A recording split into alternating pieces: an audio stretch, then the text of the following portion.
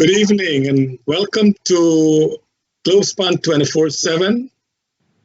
This is your host, Charles Sugrim. We want to welcome our viewers in Guyana and around the world. Tonight's program going to be a very, very, very interesting program. As we all know, finally the albatross is off our back now. Hopefully the recount is over. So now the next process begins. And tonight, to help us along the way forward is some Guyana's stalwart for those who have shown themselves to be great leaders of Guyana. And I think listening to naysayers saying that Guyana is the loser, I beg to differ. Over the last 3 months, we have seen real leaders in Guyana. And tonight we have 4 of those leaders who will carry us through. I want to apologize for my friend, my co-host. He couldn't make it tonight. He had some assignment to do, Derek Arjun, but he'll be back next week, all things being equal. So ladies and gentlemen, welcome to our program again. We want to thank also Noir Singh for making this platform available. And of course, to Devin, our technical specialist, for making this possible. Again, we want to ask you, if you have any questions for our panelists tonight, send those questions to us. And then once Devin approves those questions, he will post it on the screen. And then we'll have those questions answered by a panelist. So gentlemen, welcome to the program tonight. Thank you, Charles. There's no need for introduction. Everyone knows, as I said, Guyana has created some great leaders, and 4 of them tonight. One, of course, is Mr. Timothy Jonas. One is Lenox Shuman. One is Sasenarine Singh.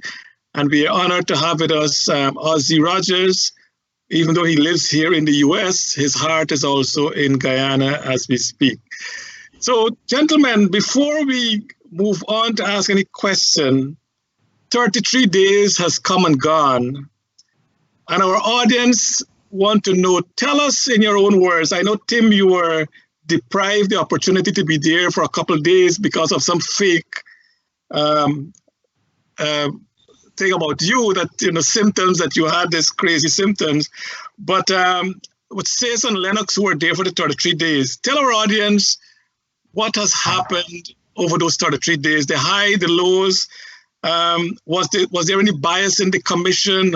Was the chairman accessible? How was the CEO? How was the deputy, and so on? Can you give us a report on what happened in the last 33 days? Says your speaker is mute. Good night, and thank you very much for inviting me, Charles, and good night to all the listeners on Globespan 24x7, and thanks to Noir Singh and team for putting the show up. But I want to just say, I saw an introspection, the highs and lows of Guyana. You saw the best of Guyana and the worst of Guyana over those 33 days. And overall, I really believe that what came out in the end was great leadership in our country. I mean, you saw technical skills added to capabilities. You saw artificial maneuvering. You saw some level of bullying. So you saw all sorts of attitudes coming out. Well, what I saw today, like the best thing that I saw today was quietly one of the counterparts of ours in the tabulation room approached me with his green shirt and says, "Congratulations, we did well for our country." And that is what was left with me for this entire proceedings. Irrespective of how much people tried to alter the truth, in the end, the goodness of humanity came to the top.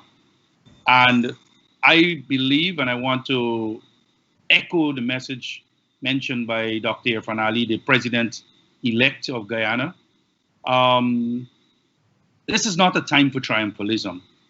This is a time for national healing. This is a time for coming together. This is a time for reaching out for those who are in emotional pain and holding hands and building this country brick by brick. Thank you.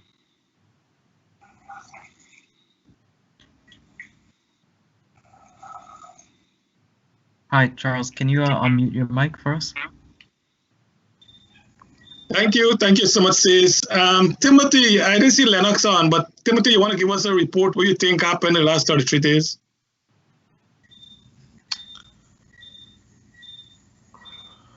I listen to Sis, and I hear what he says, and I agree with some of it. The last 33 days brought out some very good things. I can mention the professionals who demonstrated their skills, their leadership skills, as Say says, their technical skills from TCI, from the new movement, from some of the parties. I found it impressive. I found their level-headedness, their calmness in the storm impressive. So in terms of leadership, I saw leadership in that building. I am very happy to hear say, and I hope he's speaking on behalf of the PPP, that now is not a time for triumphalism. Now is a time for inclusivity. I am aware that the pressures of leadership necessitate that and necessitate holding out an olive branch, and I'm glad to hear those words. I hope those words will be followed by action, not just superficial action, not just smiles and handshakes, but a meaningful change in the system and in our constitutional structure so that there is a sharing of decision making. That is something that from the outset, Anak has said is important. The reason we have had this ugly fight and the reason that we have seen such enmity is because the winner-take-all system leaves the loser with nothing, and therefore it is untenable, and that has to change. So I hope that the nice words of a gracious victor translate into a meaningful change implemented with the agreement of everyone to implement a system that reflects the will of the people and reflects representation by all the people in decision making. When you asked me about the last 33 days, I said to someone earlier, it's the longest 3 months of my life since March. It started with the high on election day when you dip your finger in the ink and you vote. It was a lovely sunny day. Took selfies, posted on Facebook, and it's after a start and that kind of thing. And then 2 days later, you're down to a low when Mingo is doing his Mingo bingo. I was involved in the background in the litigation that started to set aside what he did, interface with counsel to get that done. A high when it succeeded, a low when he went back and did it again for the second time. So highs and lows. And the thing about democracy in action is you don't control it. You're one person, it's bigger than you. So for someone like me who is mildly touched with OCD, that is difficult to deal with because you do something and you have to wait for the result. You can't control the result. It's been a serious learning experience. I hope the learning experience in this transaction is over. I hope that we're not all surprised by some curveball. We have to wait and see. Thank you, Tim. Lenox, I know you were getting a problem with your system. Well, we are talking your experience for the last 33 days. You want to share with our audience what was the experience like? Charles, first, let me say thank you for your patience. Tim, it's good to see you. Says likewise, and to the general public, to the Guyanese public, I want to extend a very sincere thank you to all of you for your patience. What I'd say in this long and tedious exercise. You've definitely shown that, and collectively as a nation, we've shown that we do have patience. There is a lot of compassion, and there is a lot that we ask of our leaders. In the last 33 years, Charles, correction, 33, 43, let's say since December 21st, 2018, my apologies, let me correct myself. December 21st, 2018 to now, I think that we as a country have demonstrated a tremendous amount of patience for politicians and politics in Guyana. And I think at this point, the country has to move on. I support a lot of what Tim said, but I differ from him a little bit in terms of how I look at the governance structure. The winner takes all does not work for Guyana. And I can't say that any single political party has the silver bullet that could fix this political system. But it is what we have right now until we have meaningful reform of a lot of things. What we have seen in the last 33 days is that the system that we have in terms of the votes in itself, it works. We have seen it drawn to its limit in terms of the tabulation of vote, the voting exercise, the tabulation of votes, and how we get to where we get to as a country with what we have right now. The system is so robust that it becomes difficult for anyone to accuse any dead person of voting, of having a dead horse in England voting, in terms of having migrants voting, all these things. Those things are not a reality in Guyana. And they're not a reality in Guyana because the system that we have is so robust. I think a lot of people would have said, and I've seen it and I've heard it from a lot of younger people. My parents told me about rigging during Bornholm days. At least is what they say. My parents told me about rigging, and I thought that we as a young generation would never see that. We expected people to act with integrity, and that it would never be part of our lifetime because our parents struggled with that. But now here we are, and it is not that they could have rigged the election in itself. So what they had to do was to try to rig the results.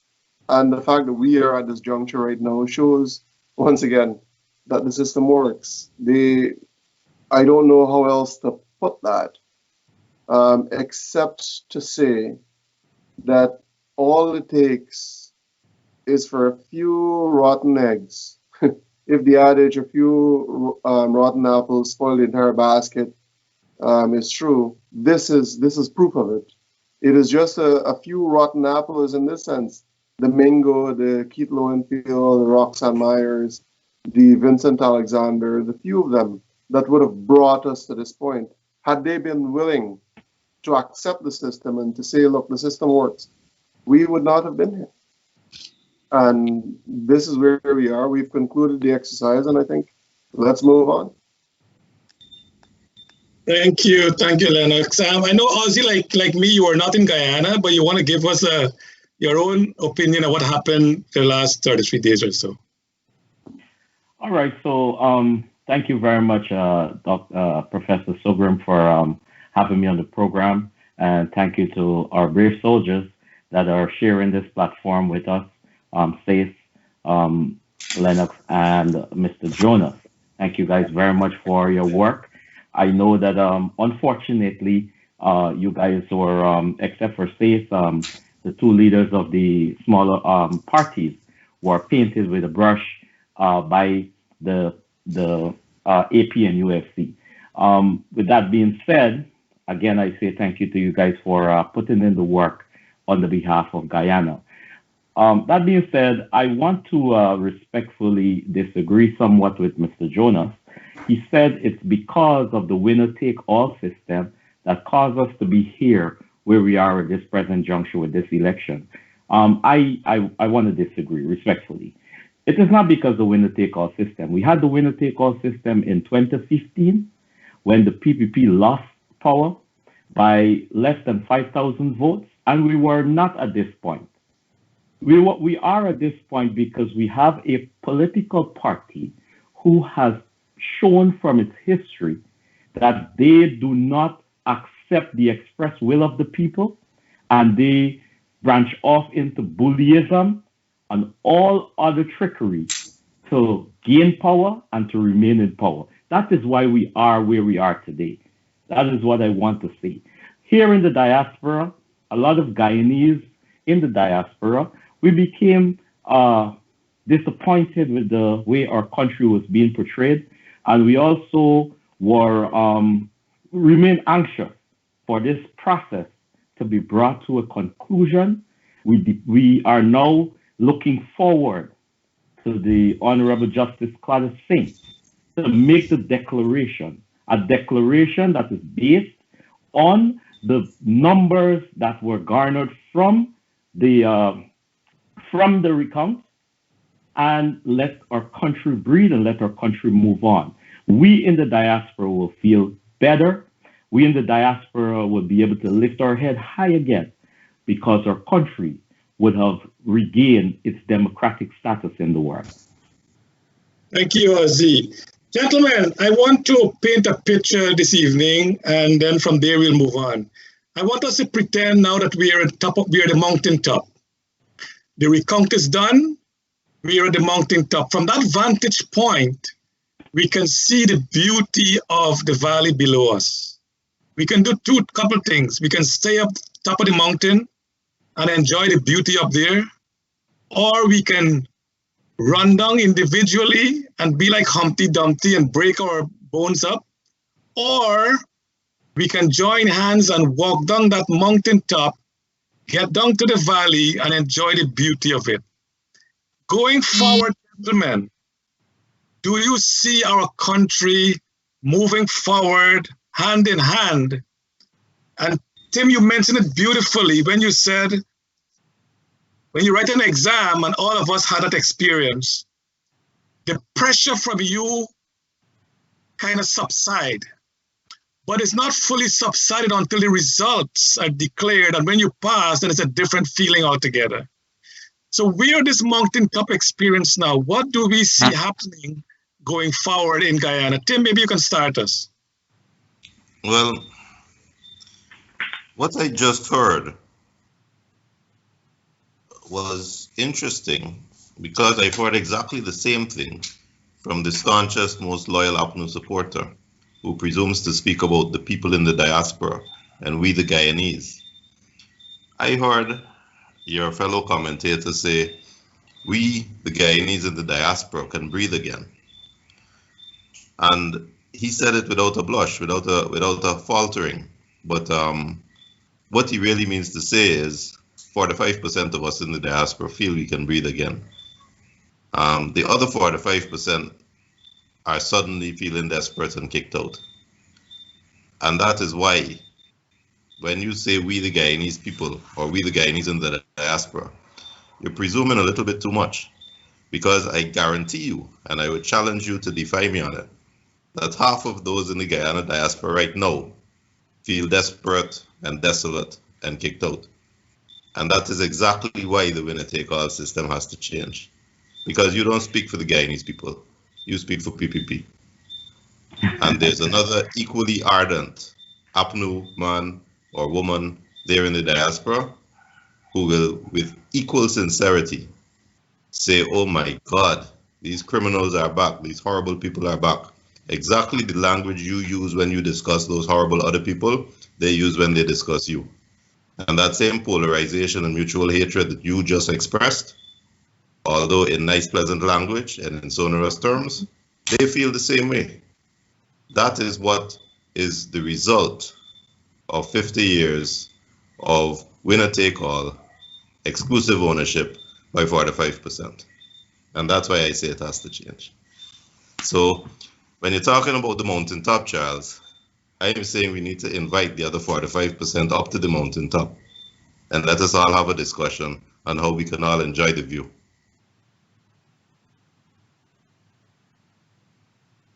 Beautifully put. Sis, you want to come in there? being on the mountaintop requires is a big responsibility, because, when people think winning is hard, it is not. The hardest part that anybody who's run anything or transform anything will tell you is the actual day-to-day implementation of your vision. And let me give you a starting position where this mountaintop is. At today, if you go at this balance of the public deposit at the Central Bank of Guyana, it's $82 billion in debt today. This is the account that we write the checks that pays all the bills on behalf of the government of Guyana. So it is a big, big task to transform this bag of bones, if I may call it, that we're inheriting. And it's not that this account was in this position forever, because in May 2015, this same account had $20 billion in actual cash in it. Today, it's in overdraft by $82 billion. But while I still subscribe to the concept of national healing, still subscribe to the concept of inclusivity, still subscribe to the concept of listening more, and still subscribing to the concept of making sure that all Guyana is served. All Guyana is served. We have to recognize that running a country and building a greater society requires a great deal of trust and people who are prepared to do the right thing more often. And that is the challenge many of us are struggling with, because even on to today, we're reading statements from Mr. Granger where he's saying the elections were manipulated. Elections were not manipulated, including Mr. Granger said the elections day proceedings were free and fair.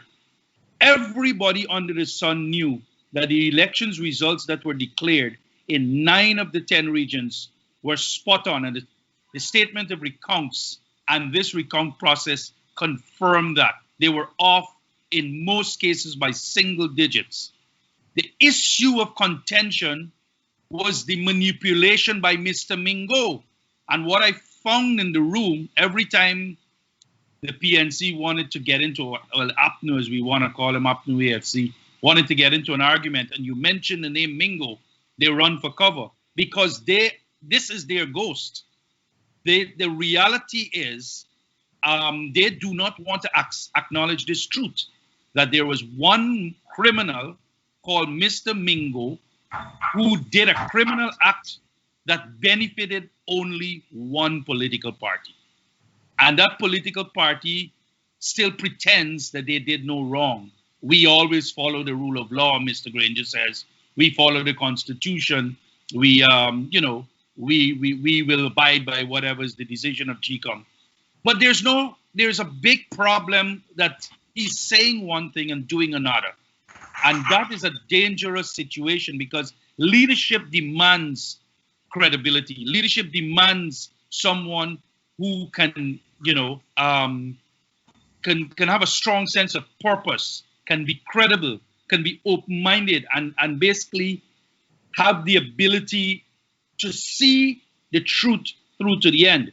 And this is a problem I am finding with Mr. Granger. And he tries to pretend a lot that a lot of the abnormal things coming out of his government was being done by others. I see Freddie Kisoon fell for that trap, blaming it all on Mr. Harmon.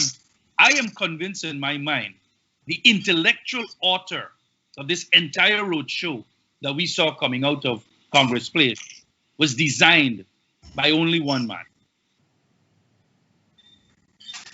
All right, sis. I was trying to get what is the way forward, but Mr. Shuman, what do you think should be the way forward now that I consider we are the mountaintop? Should we come down together, or should we stay up there and enjoy the beauty of it? Charles, I think one of the things that one of the greatest assumptions is that everyone wants to come down or descend the mountaintop at the same time. That is a premise in what you're presenting right now, that everyone collectively wants to descend and enjoy the beauty at the same time. But we know in society that everyone does not want to do the same thing at the same time. I can't say that we have the formula to address the issues. And I can't definitively say that shared governance is the way to go, because if you look at shared governance, you could not put the Pope, Mother Teresa, and the Dalai Lama to govern a country, because there will be differences. And I don't see that in itself is the formula, because then you end up in a potential situation like China or Cuba, where there is only one party that controls everything and they make the decision. At some point, corruption in itself infiltrates the system, and before you know it, we have a rogue nation, or a nation that makes decisions without the people's input. What I want to do is maybe offer a different cut.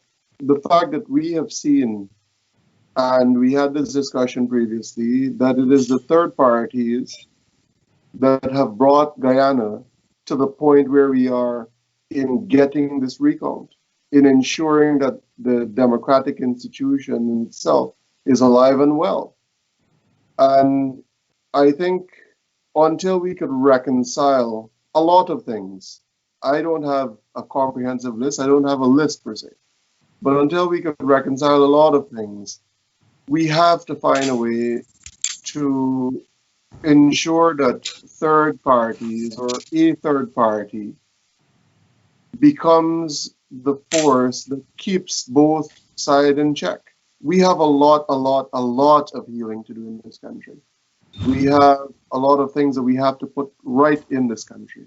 And I don't see that there is any situation that is going to change that in the short or medium term. We are looking at another 4 or 5 political cycles before we can start to accept that the governance structure that we have in Guyana, it is not inclusive, it is exclusive. And it is exclusive by design, and it is exclusive by history. And we have to find a way to ensure that center third party, or parties, if we were to put them in that sense, that they find a way to thrive and to maintain that energy, not only through the next political cycle, but I'd say through the next few cycles. Because had it not been for the third parties collectively, we would have seen Guyana's democracy hijacked. This game would not have gone to whatever it has from March 2nd to now. It would have been over on March 6th. This game would have been done had it not been for the third parties. And obviously the third parties would have lobbied quite a lot for the international community to be present here, for the international community to pay a lot more attention to what is happening. So yes, the international community played a very important role, but we have to start governing our own affairs. We have to start taking responsibilities for our own action. We cannot, if we want to ensure, in 2015, the APNO AFC called on the international community to support Guyana's democracy. In 2020, the tables were completely turned, and the call came from the other side. If we don't want people to continue to, or if we don't have to continuously ask people to help us in this sense, we have to start helping ourselves. And the way we're going to do that is to find a way for a minority government, maybe in the next 5 or 10 years, so that we could start fixing our systems. We don't have the formula yet, but we are going to get there. Thank you, Lenox. Ossie, are you on? Because I'm not seeing your picture on the screen. You want to turn your picture on. By the time you're getting on, gentlemen, I want to ask all of you one question. When will Guyana know what is going on in GECOM as we speak? Maybe Timothy, you can give us some idea of what is going on within GECOM? Well, the procedure now is for Lowenfield to submit his report in accordance with the terms of the order. And then for GECOM, having received that report, to decide whether to instruct Lowenfield to submit his report for the declaration. So to revert back to the language of the Representation of the People Act and to submit a report under Section 96, which speaks about the CEO's report of the combined 10 tabulations for a final declaration by GECOM and instructions to the Chancellor to swear in the President. So next step is Lowenfield's report under the order. GECOM decides if to go with the recount or not. I don't think they have much choice. They got to go with the recount. Lowenfield has manifestly undermined the original count.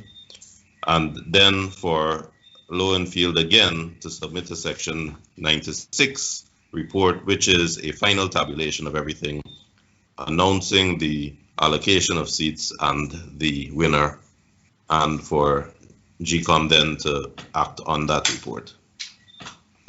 What timeline are we talking about? You know, Charles, someone asked me that today, and I'm going to say it again because I think this is something we can't overlook, and this is something we have to deal with going forward. The Secretariat at GECOM has gone rogue. They're doing their own thing.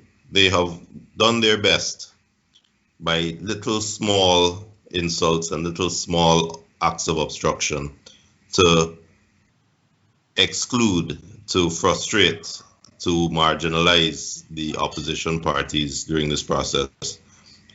Certainly, Mingo didn't act on his own. There was conspiracy by other members of the Secretariat. Certainly, this new issue we're seeing with the counterfoils missing on the east coast of Demerara in the boxes, where the presiding officers are saying that they acted on instructions from the deputy ROs, and GECOM is throwing up its hands saying, I don't know what happened. That shows complicity by a rogue Secretariat. That got to be fixed going forward. They need to clean house and they need to start over to restore the trust. So to answer your question, I believe that if the Secretariat can find even the most minuscule excuse to stymie this process, to stymie the inevitability of what we see going forward, they will jump on it gleefully. So let us hope they don't find that excuse. And if they don't, they're going to take the longest time the order allows them to take, which is a week, before they submit to GECOM for GECOM's action. So in your view, as it says, you're shaking your head. In your view, this is what, a week, 2 weeks? You have to turn your mic on. Hi, Says, can you unmute your mic? Says your mic is muted. I said everything that Timothy said on the timeline makes sense. There is just one thing that I think he overlooked, but that's fine. We have not yet received the certificate for district number 4, the certificate of the recount. That is scheduled to be distributed and delivered tomorrow at 3 p.m. But we've had experiences where they said they're going to give it by such a time, and they've always sometimes been delays. So yes, nothing is certain until it's done. But we're expecting to get it tomorrow at 3 o'clock. Once that is done, Mr. Lowenfield then has to compile his report from those 10 reports, along with a summary of the observation reports, and present it to the commission. The challenge, what the commission has also done in law via its order, is they've set some timelines. So there's some outer lines on this, but it's an up in the air situation. GECOM, I agree with Timothy. The GECOM Secretariat clearly is out of order. He used a stronger word, but I would say they're out of order in a lot of ways. And they always work towards not helping the opposition parties. But you know what? What I did see in GECOM is a lot of middle level and junior people who were committed to pushing this process forward. I think the biggest challenge GECOM has is in the leadership. And I am calling here and now that it is very, very important that we have a commission of inquiry into GECOM and use that process, including what we found out now, and including an official process where a kind of almost operational forensic audit of the system in GECOM. The system works, but the decision-making process, and we need to fix it. GECOM is out of order. It's an organization that is totally malfunctional. I've never seen in my entire professional life an organization that dysfunctional. Never seen it. And I believe that Guyana has a duty, and the incoming government has a duty and a professional obligation to this nation to be the leader in fixing GECOM, because GECOM is a mess. Before I ask Lenox to chime in, and that says, but I want to recall that on election night, it was you who said in this program that GECOM did a marvelous job, that the execution of election day activities was incredible. You have never seen an election so effectively run. So in saying what you just said there, is GECOM do have a great system, but something break down after Mingo started his manipulation. Let me just clarify that. There's a clear distinction that I said just now. There's middle level and lower level people at GECOM who are going beyond the call of duty to get the job done. The challenge at GECOM is in its leadership in the Secretariat. It is a mess because you can have the best people on the team. If they're misled, then the team will fail. And this is exactly what's happening at GECOM. I have no confidence in people like Ms. Roxanne Myers. None. Absolutely none. I've never, I don't even try to engage her because I find her so unprofessional. And this is a challenge. I mean, and this whole destruction of the leadership of GECOM started to happen when they foist Mr. Patterson onto GECOM in the chairman's position. But then you'll find somebody, and I'll personally endorse her. You'll find somebody like Miss Ward, who's trying to do a good job. So, but again, if you're under pressure all the time, you have to follow the flock, as they say. So the challenge is GECOM is clearly at the leadership level has hurt this nation in a most dangerous way. Okay, thank you. They comment online that you and Ossie have the PEP colors and it's very bright and beautiful. So I just want to tell you know, I think Lenox should have put on his party color and Timothy should have done that too. But you and Ossie has put on your party color. Lenox, you want to tell us what you think GECOM is doing now? Sis, I agree. Correction, Charles, I agree with Tim and Sis on the points that they've made. I don't know that there is much that I could contribute in the discussion in terms of GECOM, because I have obviously taken, in my view, a position that there is an overemphasis on Madam Chair and her role in this process. And I wrote it today that the chair and the commission, Madam Chair, has brought us to a point where we have to recognize that there is a separation between commission within the policy structure and commission within the implementation and execution structure. And I think Madam Chair, being a previous judge, has demonstrated, as painful as it is to watch, not wanting to interfere in the day-to-day operations of what the Secretariat was meant to do. A lot of people would have gone out and lambasted her on a variety of things, but I think understanding that the Secretariat cannot execute a decision that is not taken at the commission level, that is not in line with the law, that is not part of policy. She cannot simply make a decision. That decision has to be informed by 6 other commissioners. She is but one vote on that commission. Yes, there is a lot of power vested in her to do what we think is the right thing, but to do also what is in line with law.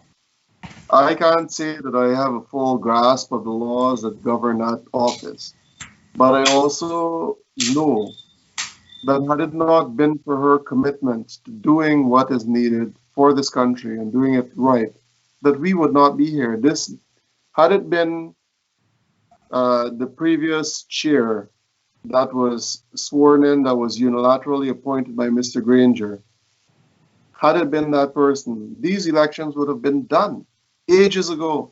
We would not have been, I'd say, afforded the opportunity, in my view, to have this open discussion. We would have been in a full-fledged dictatorship. And I have to commend Madam Chair in her stewardship of not only the commission, but a nation that we continue to have such deep, deep racial suspicion in.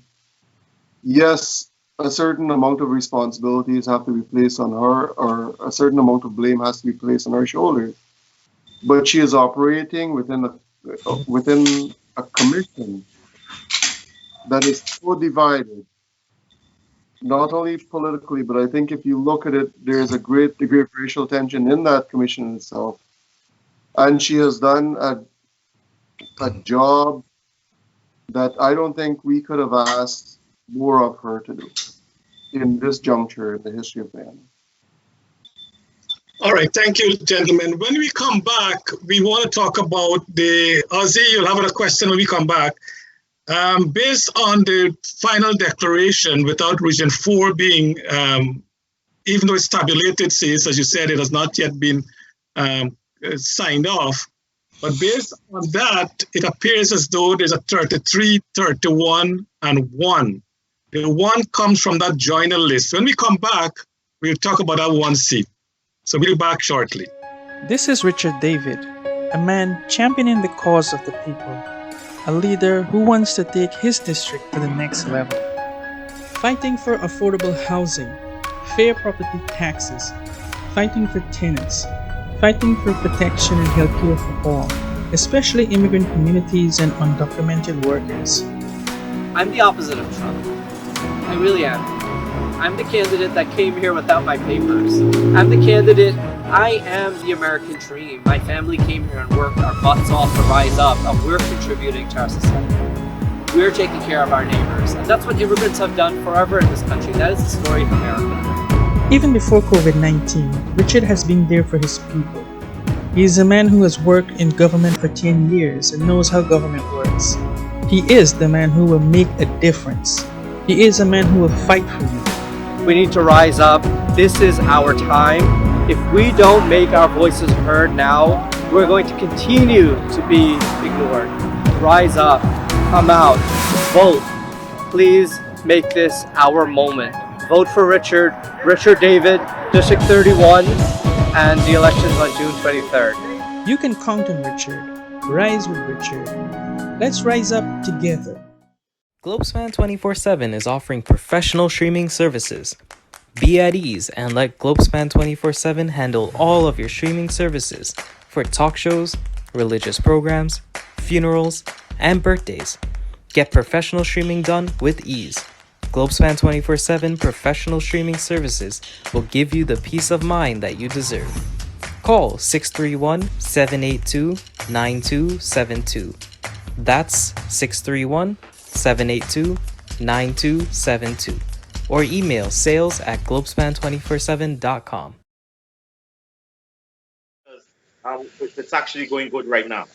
Okay, gentlemen, welcome back to our audience. We had a very interesting discussion in the first half of our program. We want to continue. I want to encourage, for those of you who live in New York and live in District 31, Mr. David, that you just saw in the ad, he's running for assembly, so please go out and support him and vote for him in those elections. District 31, and I think that's in the Richmond Hill area. So please support Mr. David Richard for that position. Gentlemen, when we went off here, we were talking about, I know Sis sent us the summary. I don't know if for Devin, you have the summary of the final declaration, where the PPP won 233,000 votes. The PN APNU AFC, they got 217,900. I know, well, the third largest party in Guyana now is the LJP with 2,657, followed by ANOG with 2,313. Now, gentlemen, you signed a joiner list before the election. One of that condition, if I can recall, is that part of joining the list, you will not be part of an APNU AFC nor a PPC administration. Am I correct in saying that, or am I not sure? Timothy, maybe you can help us there. No, we had separately, and when I say we, I exclude Lenox and LJP from this. In a separate forum, a number of parties had committed that we would not be joining any coalition or accepting office in either a PPP or an APNU government. I do not believe, and Lenox can correct me if I'm wrong, that Lenox had made such a commitment.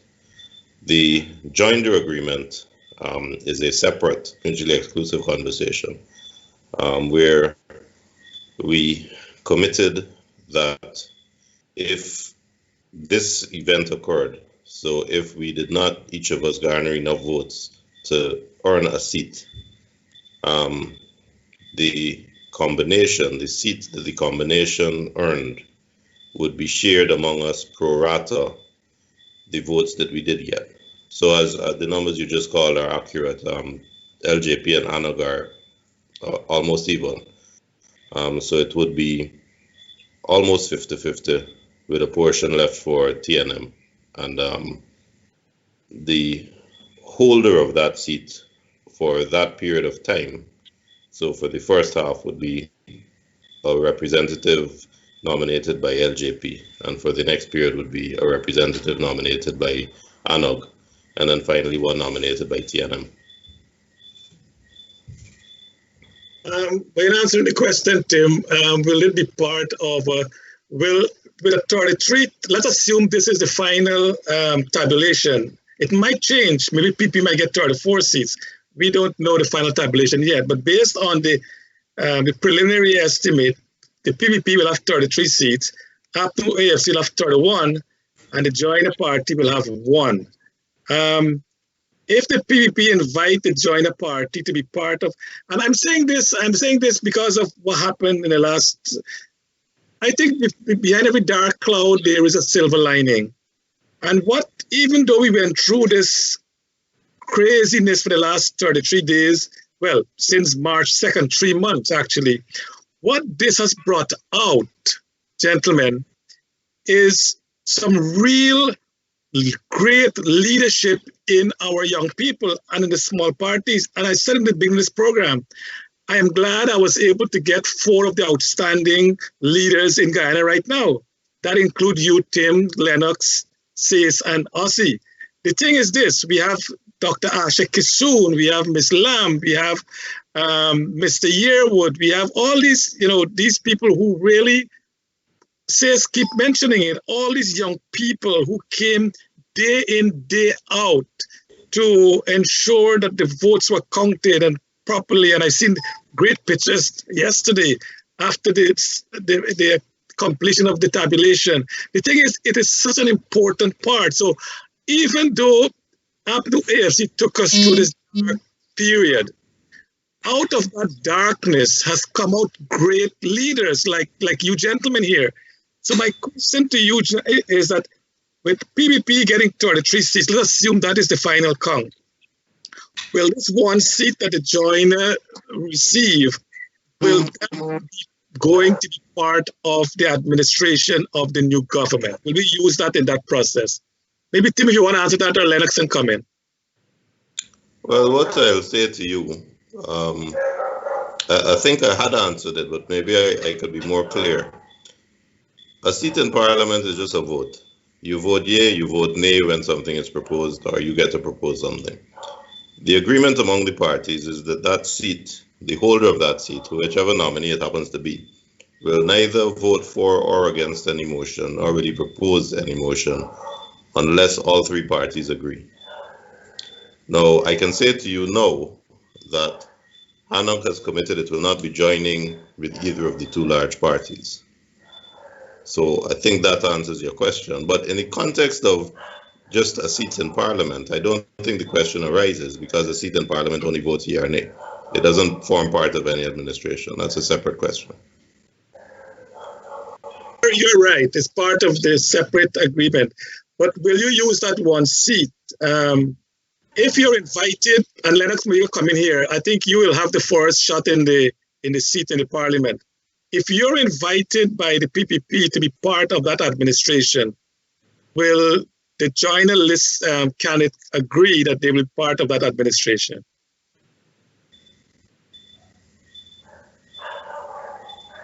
Charles, that question directed to me. I'm sorry, the connection is a little bit poor on my side. Yeah, Lenox, to you, yeah. All right. I think Tim would have clarified that component. In terms of joining, that seat sits independently. It is shared by three political parties. I think there is a clause in the joiner agreement that says that there will be no decision unless 80% of the parties that are signatories to the joiner agree. I mean, we have three, so the most we could actually get is 66%. But that being said, it is not a decision that is solely based on one party per se. That is something that still, there needs to be a lot more discussion around that. But as it stands right now, I think my opening remark was that Guyana needs a viable third force to ensure that any government that occupies office is held accountable. Had it not been for the third parties, we would not be in this situation. Democracy would have been hijacked. And that hijacking, we have to ensure that we do everything that we can until we get the right formula for Guyana moving forward.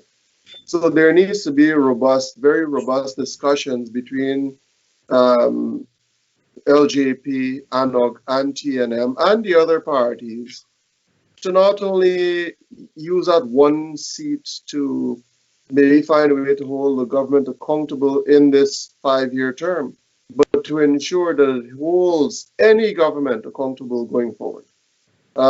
Whether or not that seat becomes part of government, then that formulation or whatever formulation is offered needs to be discussed between all three parties and ensure that there is what I'd say compliance to the agreement that we collectively signed.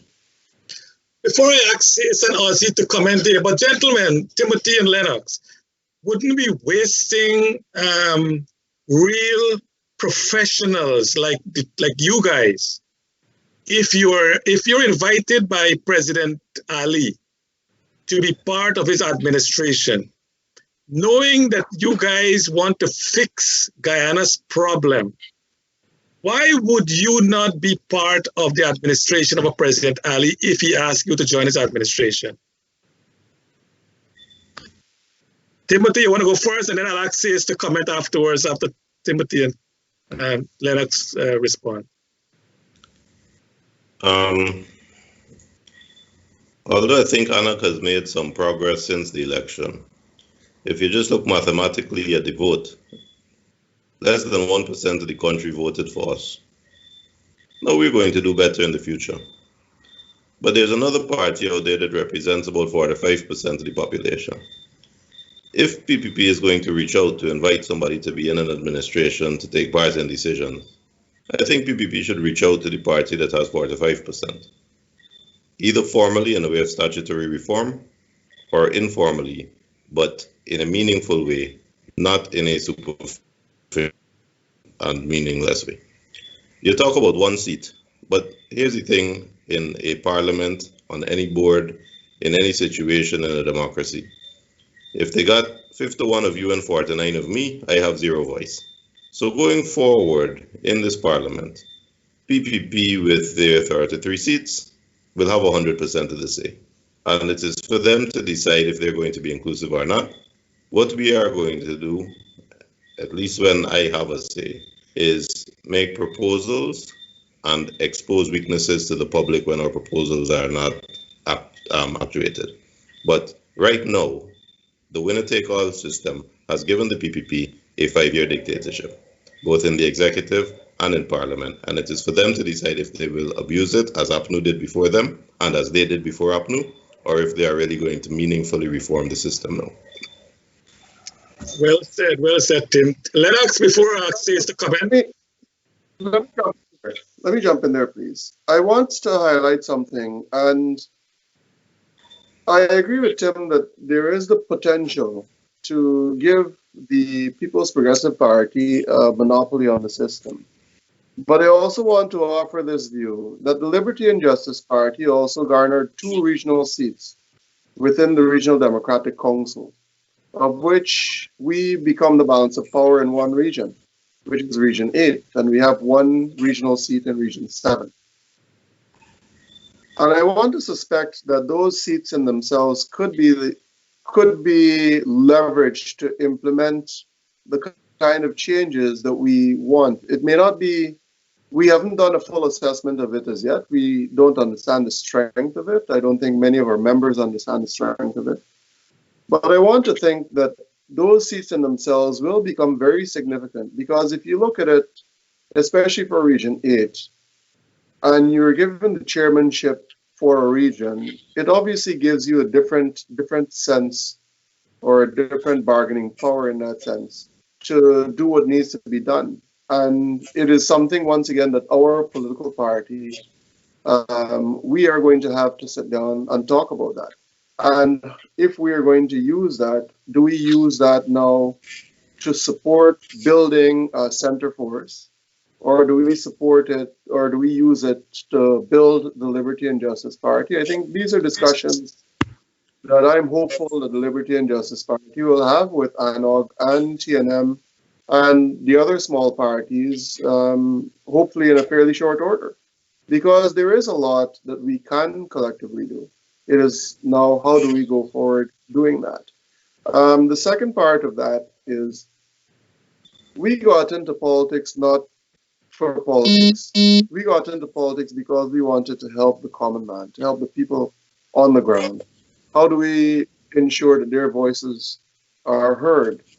And if they're not being heard, how effective can we be? And it cannot only be a silver bullet where we become one voice in opposition, where we pretty much try to highlight, because the reach for a lot of us in Georgetown, it's on the coast.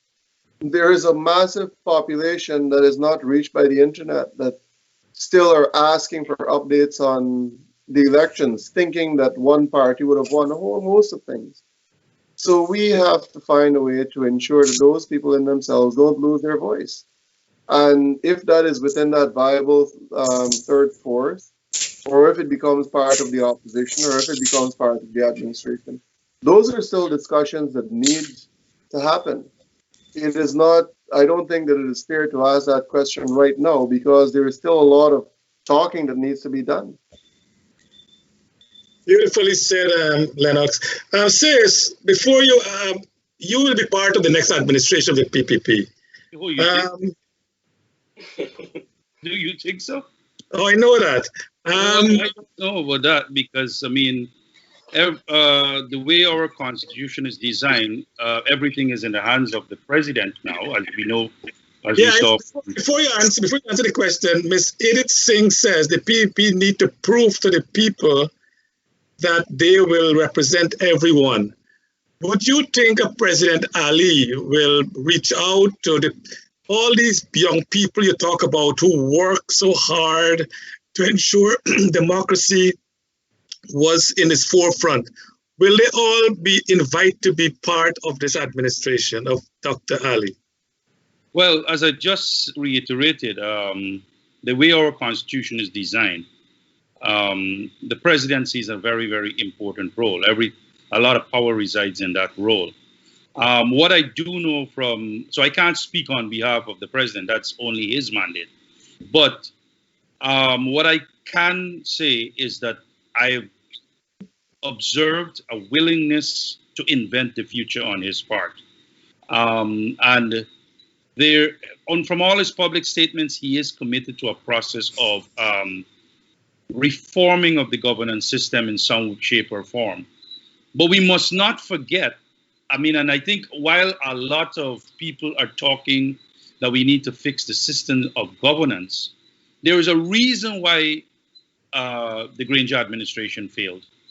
As an incoming government, they took their eyes off the task, the difficult task of rebuilding the economy, meaning of growing the economy bigger. And as I said to you, somebody like me, I like to stay with the numbers. So I've been running the numbers at the Bank of Guyana and what was going on. And it's a really difficult task. The PPP is they're in a difficult financial position right now because we've lost 20% of our economy since this year started. So it's a difficult task you got to do a couple of things. You got to do immediate injection of support to the people who are in greatest pain. There's a lot of people who are not in poverty, but are the bottom end of what you call just above poverty, that have now slipped into poverty. Those people need to be, handheld and pulled out of poverty back to a position of work. So we got to reopen Guyana. We got to rebuild Guyana. We got to invent the future. So while it's important that we focus on the system of governance and reforming it and making it more robust so that it can serve more people, we must never forget there's a reason why the young people fell out of love with Mr. Granger in particular, is because he didn't build enough houses for them. He didn't create enough house lots for them. He didn't create enough jobs for them. He didn't empower them economically enough. And that's the challenge. This government has to do that like day one. They have to roll out a program that will, put hands around a lot of people who've now fallen into poverty because of COVID and because of our economic climate. There's no confidence in the economy since the no confidence vote. All of last year, it was a languid year in this country. And this year was worst. And the period after March, people have just basically abandoned any idea of investing in Guyana because it was a waste of time.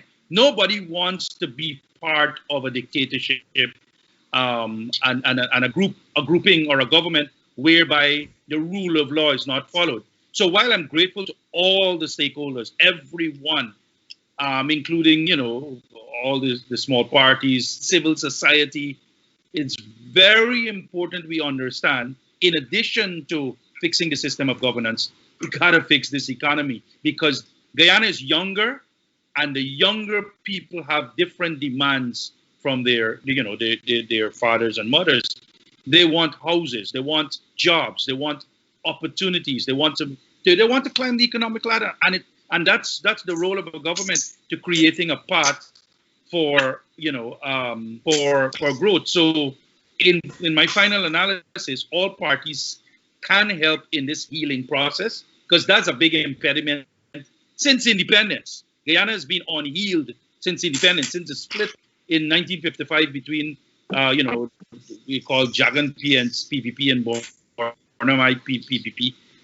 We have to heal, and all the parties in parliament should be contributing to that healing process, especially the PNC, because they were the one who did greatest damage to we call social cohesion in our country. And they have to step up. They have to now say, we are going to help. Now, this is not helping the PPP. This is helping Guyana heal. And that's very important. They have a responsibility too. They cannot always, misbehave and expect the whole world must run around them and help them like spoiled children who cries and tantrums and so forth, and then you got to just give them their own way. No, they have to take responsibility for the state of destruction in our social cohesion climate, our economy, since the no confidence motion to now. They did not follow the rule of law, and they got to take responsibility for that. Thank you, Sis. Ossie, I know you've been quiet for a long time. What do you see happening? Should the PPP have an inclusive administration, as Timothy mentioned?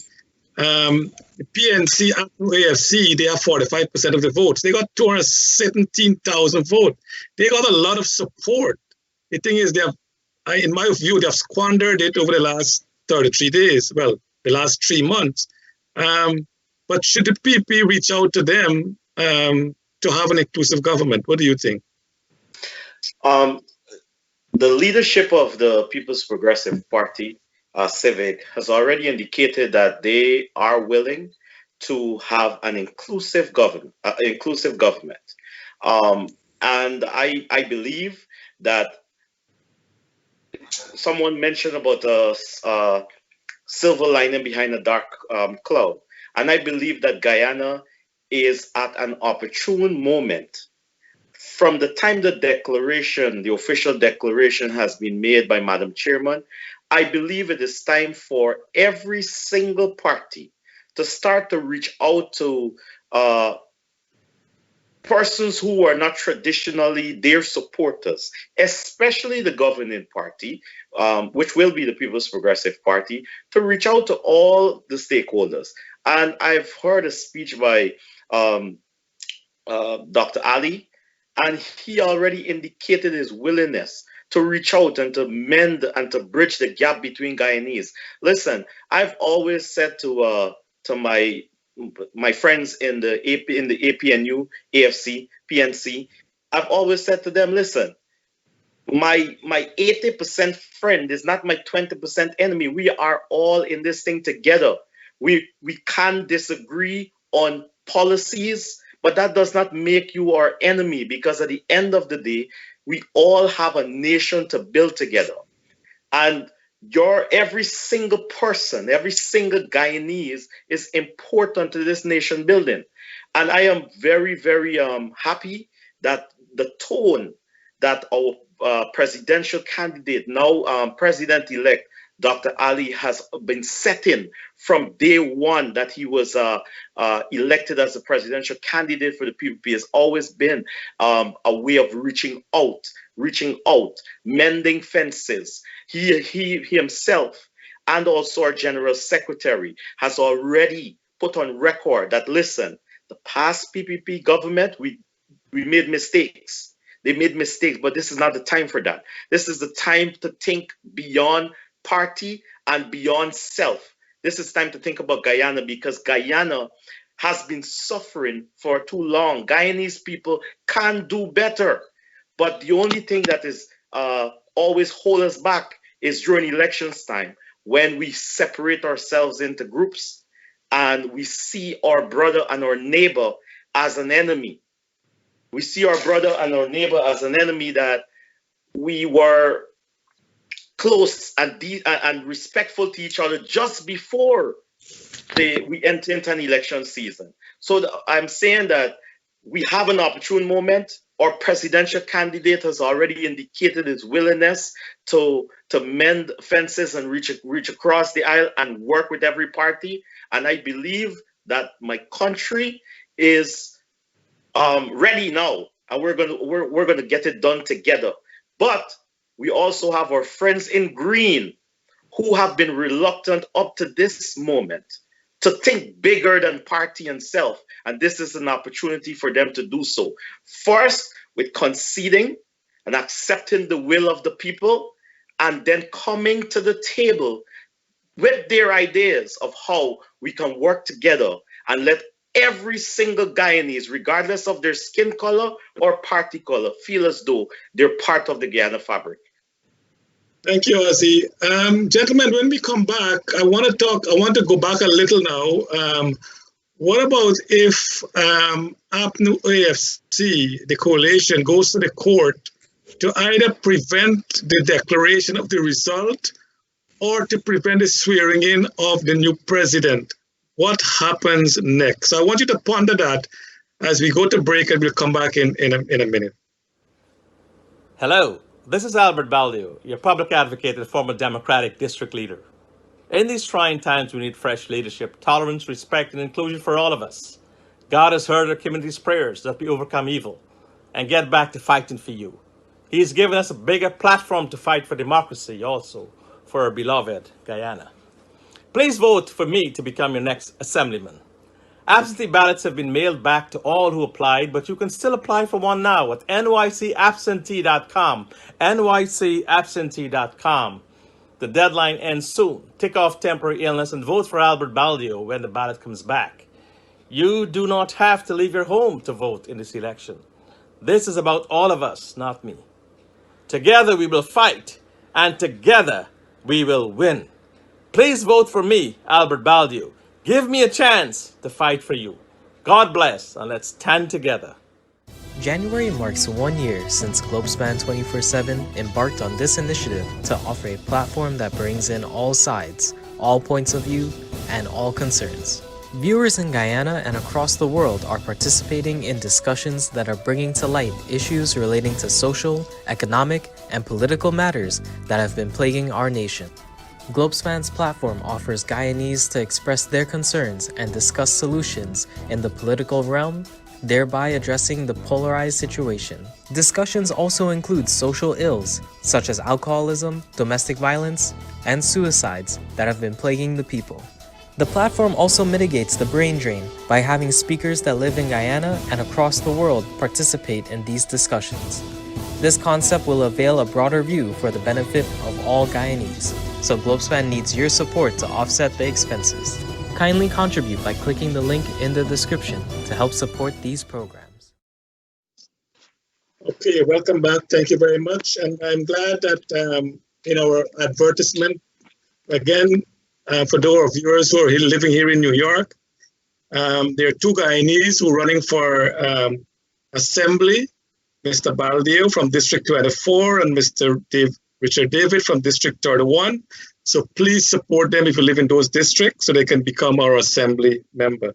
Gentlemen, before we went off, Leland Rupnarine asked the question, if the courts uphold a petition by the coalition to prevent a declaration of the result, where would we be going? Another CCJ?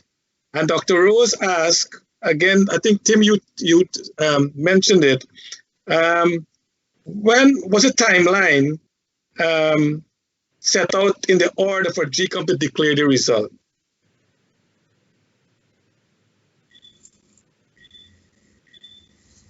Tim, maybe you can come in there. And in addition to that, he says, if GECOM obligated to announce the result, or Claudette Singh would say there are too many irregularities, so she cannot decide on a clear winner. Are those possibilities? Okay, to answer the first question, you can never stop anybody going to court. If I feel aggrieved by something, I'm entitled to walk into court with my piece of paper and file it and file my action. I seriously doubt any such action would be successful before the declaration. I think that the issues that are arising clearly do not go to GECOM's jurisdiction. They go to questions of evidence concerning validity of votes cast, and that is specifically a question to be determined by a court in an election petition. The litigation that we've had so far, the Ulita Moore case and the other one, the Chief Justice was very clear in distinguishing the jurisdictional errors of GECOM which are susceptible to review, such as an officer who is supposed to assess statements of poll doing an assessment without touching any statements of poll. Obviously, he's acting wrongly. Without even looking at his conclusion, you know he's acting wrongly because he's supposed to hold statements of poll up for everybody to see, as opposed to a question of whether Charles Sugrim was in the country and voted because there's an X next to his name on his list, which is manifestly an issue of proof in an elections petition. So I don't see it succeeding. In terms of the second question, was the time frame? The order has a time frame. Sorry, can't remember. Don't know. The order has been gazetted. It's available online. Sayes is usually very good at these things. He may have the time frames in his head, but I can't remember. I hope that sheds some light. All right, maybe Lenox and Sayes, you want to give us some any update there? Lenox, you want to tell us what's the time frame based on the order that the Madam Chair sent to that was gazetted? Well, I think Mr. Vincent Alexander had brought out something very clear. There seems to be this perception that it is on the 16th. But when we were talking about it, he said, look, the 13th is the conclusion of the exercise. The CEO has to present a report, which they have to deliberate upon, and then he has to present a second report for the commission to either endorse or not. But there is no time frame that has been specified in when that second report is generated. Tim made a point earlier about the commission, what I'd say, acting unethically. And I think that they may attempt the very same thing. They've been beaten. At least the corrupt officials in the Secretariat have been beaten. The APNU AFC have been exposed. They've been beaten. So it is whether or not they're willing to drag this country on, once again, drag it through the dirt, through that process, and come out losing again, and then waiting and dragging and dragging. We are hopeful that it would be a very expeditious process. We wanted to get the tabulation completed yesterday. That way, it would give the CEO and the Secretariat today plus the 3 days, because I think the order says 3 days for him to deliver the report, then they deliberate upon it, then he presents a second report. Whatever we could do to compress that time, obviously not bypassing any process, not trying to undermine the process. Whatever we could do to compress that time and to ensure that we get to the end of this, we will support, and we are hopeful that that second report does not get stalled up or delayed by the government-aligned members of the commission, and that indeed what is in people's minds is that the 16th would be the day. That is our hope. Says, the maxim that work expand to fill the time available for its completion. So if there is no time frame set, I know the order says June 13th for the completion of the recount and so on. That was done way ahead of schedule. Would you see a declaration of the commission this week? What is your view? I don't want to get into the realms of speculation. I'll be very honest. What I want to say, though, is that we have to work with the APNU, or let's start getting some honesty into this. There's no APNU. There's the PNC. That's the animal or the mother of this whole operation on the side. So let me get down to brass tacks. So we have to work with the PNC in Parliament. So I don't want to get into the realms of when it happens. Let GECOM do its work. GECOM has done an order which clearly outlines when they will do what they shall do, and we've been patient for a long time. I mean, this nation has been very, very patient. So let us, we can wait a few more days and let GECOM do its work. What I'm very particularly focused on is getting the District Number 4 tabulation certificate released tomorrow by that Secretariat. And this is where my focus is on.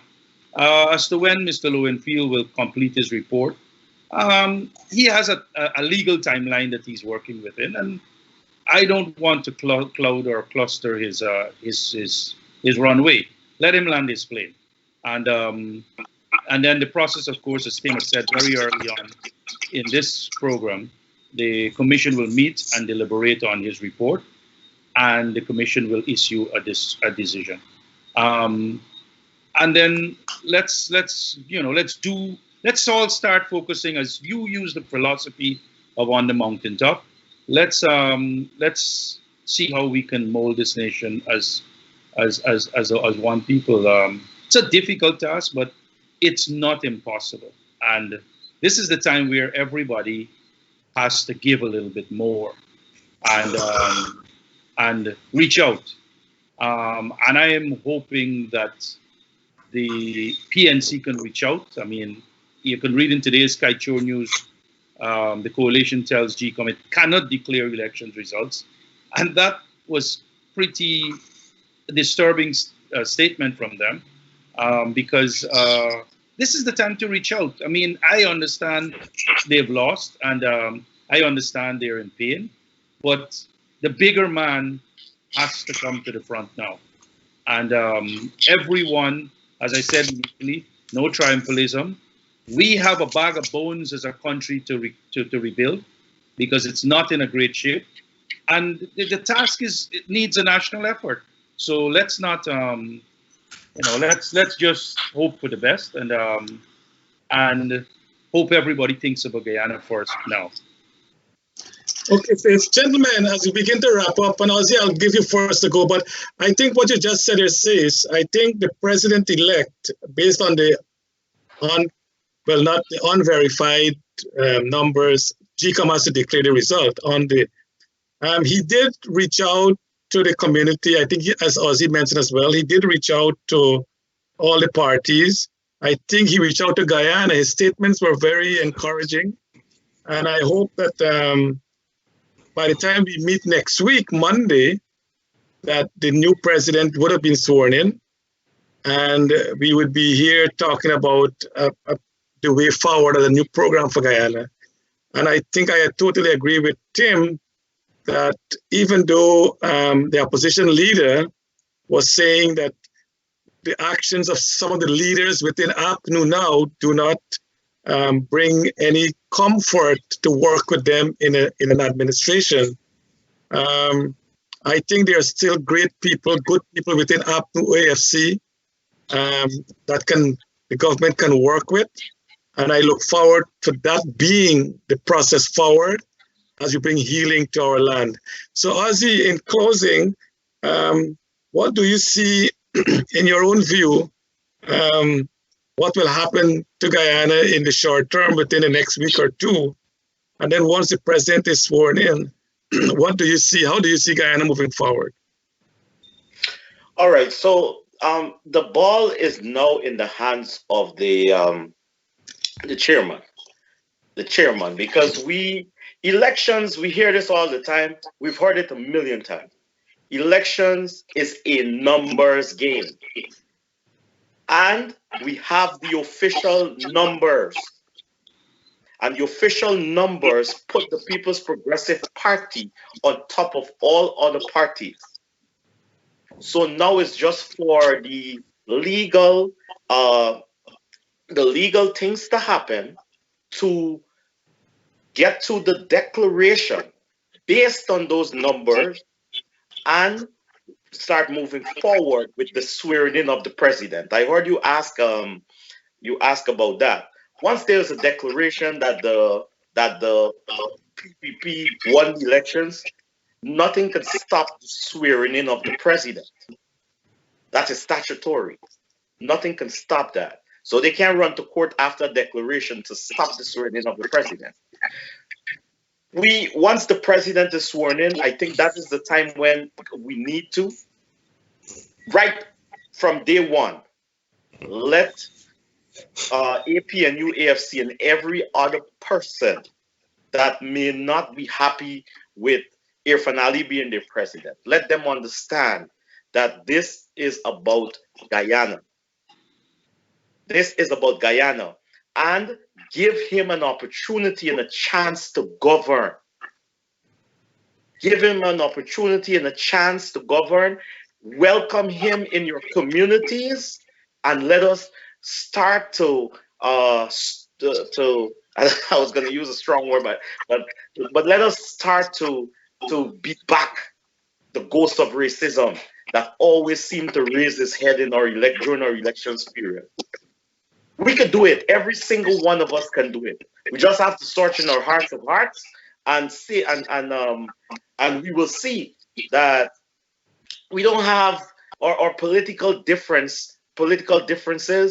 It's only lived within a certain amount of time. Once our elections are over, the declaration, the president is sworn in, we go back to being one people until the next election cycle.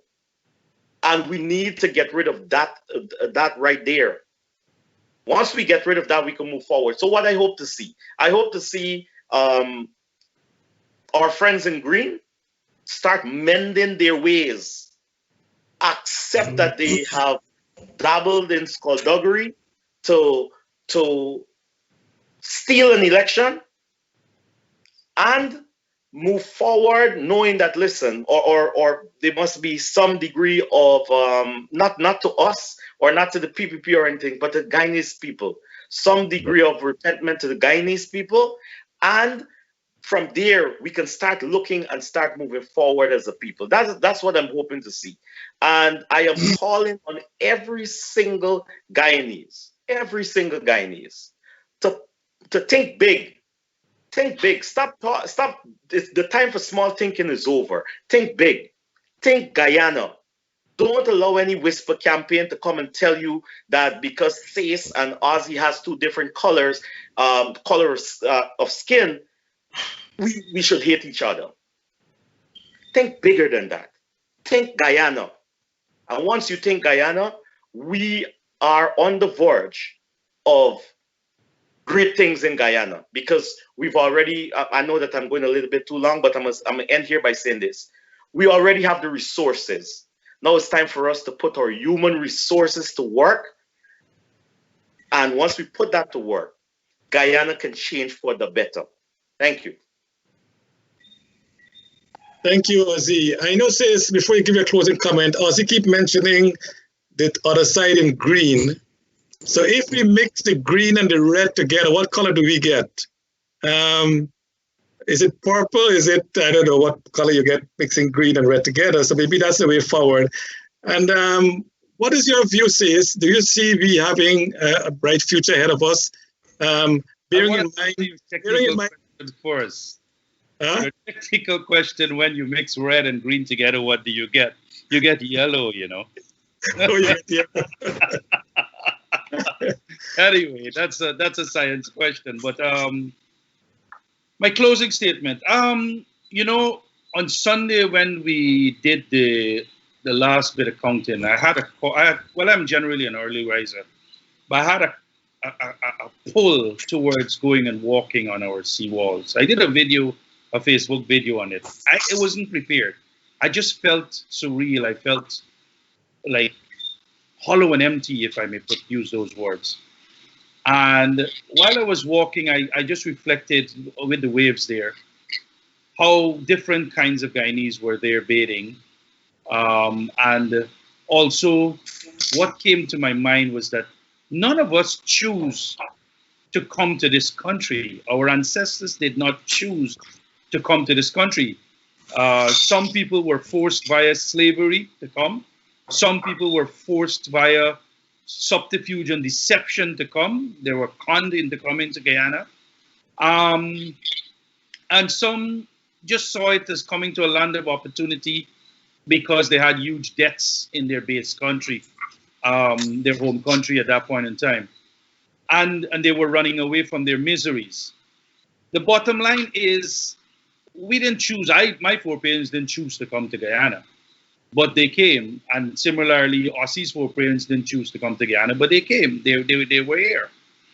So we have a duty to our ancestors to make this right. The other big discovery that I found is Guyana is now a land of minorities. There is no majority anymore. East Indians are 39%. Afro-Guyanese are, or Indo-Guyanese are 39%. Afro-Guyanese are 29%. Mixed Guyanese are 21%, and Amerindian Guyanese are 11%. So the bottom line is there's no majority in Guyana.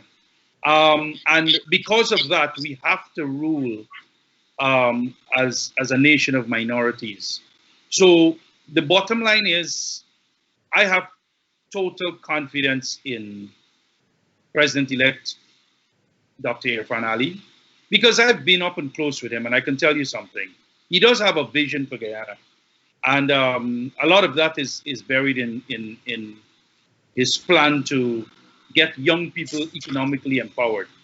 But what I saw of him is somebody who's prepared to make sense of this issue.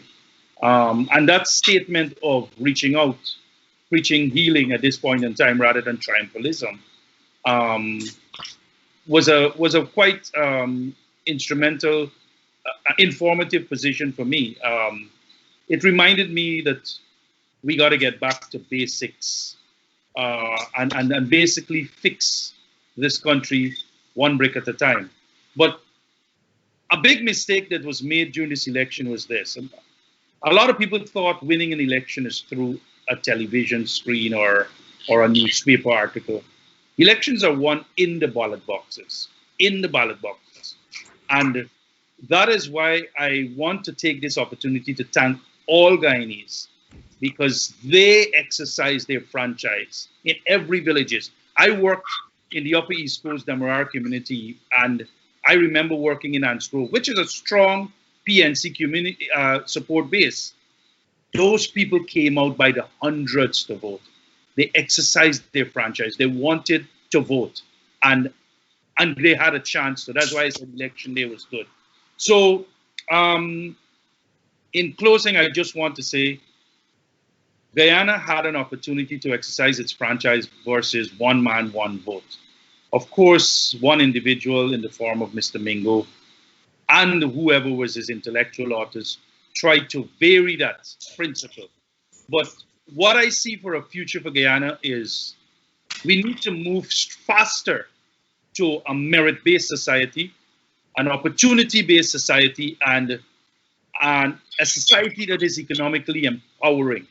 And the quicker we get to that, we can move faster to unleashing the potential of this great nation. This country is great. We just need to take it there.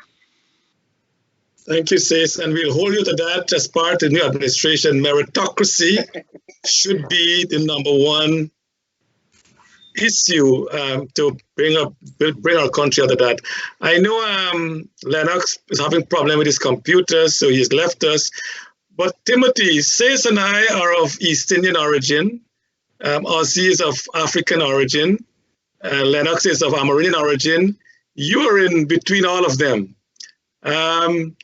So how do you see us going forward as a nation to live to our motto of one people, one nation, one destiny? And as I said earlier, President-elect Ali made some really encouraging statements that he is prepared to reach across the aisle, across Guyana, to, as Sis mentioned, together to raise the Guyana up. Do you see that happening in the next 5 years under President Ali? I listened carefully while everyone was talking, and I did hear Mr. Ali's comments, which lended towards inclusivity and reaching out, and he said all the right things. I'll remind you that Mr. Granger had said that he wanted to be a president for all people, and that this is the first time Guyana had a coalition of 8 parties or something like that. And he went so far as to create a whole ministry of social cohesion. Words are hot here, and I welcome what Mr. Ali said. I hope he follows up on it. But I did listen with some distress to some of the very interesting caveats that have come up in this very show. We heard Sis talk about the destruction of the country's finances and how we need to rebuild after those people destroyed the economy, and how President Granger has destroyed unity and fragmented our society.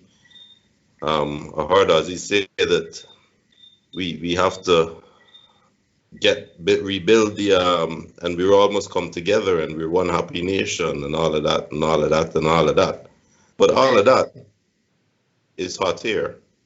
And it is hot air in the context of the very saying this inclusivity must be based on trust, and these people have destroyed our trust. How can we be expected to reach out? How can we be expected to share with them when they have destroyed our trust and have us running around?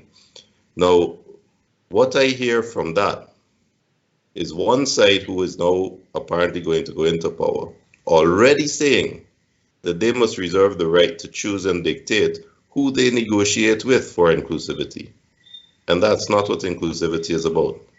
You can hate them, you cannot trust them, but those same people are looking back at you and saying you ran a drug economy and you killed 400 and you were the most corrupt. So right or wrong, truth or not, it doesn't matter. The mutual distrust and hostility is there, and neither side has the moral high ground, the moral position to say, I am not going to talk to you because I don't trust you. The system must force them to allow the other side to have an equal say in the decision-making process. Because this luxury that now you win, I'm already hearing that kind of murmuring. Oh, I don't trust them, so I'm not going to be talking to them. We are good people and you can trust us. We will go into the villages. Talk to Dr. Ali. He's going into the villages to meet you and shake hands. That's not going to give comfort to one damn soul in Beirut. So either we blow hot air or we show by our actions. But I hope to see substance, not form. And from what I've heard tonight, I'm beginning to wonder. And gentlemen, I really want to thank all of you for being here. And I hope that President Ali, when he becomes president, maybe follow what President Mandela did in South Africa and set up a Truth and Reconciliation Commission. People speak their truth without having to worry about being prosecuted for that truth. We really need to bring that out from within us. And it can only happen if we are allowed to speak the unadulterated truth without being prosecuted for it. So I believe that President Ali have a really great opportunity. I think he's a young man. I know, as Tim rightly mentioned, President Granger at the beginning said that we will include all Guyana in our governance. That did not happen. We had great hopes in President Granger. They had a glorious opportunity to remain in office, but they squandered it. And we hope President Ali, when he's sworn in, he will learn from the mistakes of the past. The PPP made a lot of blunders, a lot of mistakes, and he will make a lot of mistakes too. But he'll prepare to correct those mistakes as he go on and be firm. And I hope he listen to SACE and appoint people who are qualified for the job, not, oh, this is my son, give him a job. This is my cousin, give him a job, give her a job. That cannot work unless we employ people with meritocracy. If you can't do the job, I don't care if you're my father, I will have to ask you to leave. And that is what President Ali, hopefully, is strong enough to do that. And I think if he can do that and bring in all the players, whether you're African origin, Indian origin, Amerindian, mixed community, whatever you are, once you are qualified and you can get the job done, you must get that opportunity, whether you support him or not. And he did say that he will be president for all of Guyana. So as Tim said, I hope it's not hot air. We hope that there's inclusivity in everything we do. The end of the day, we can together, the motto of Trinidad and Tobago, together we aspire, together we achieve. We can do it or we can fall apart again. The good thing is the mantle will now change hands. It will now be in the PPP again. They have an opportunity to make Guyana a better place for all of us. To our viewers out there, we want to thank you again for being part of our audience. To all our guests, I know Lenox had problem with his computer.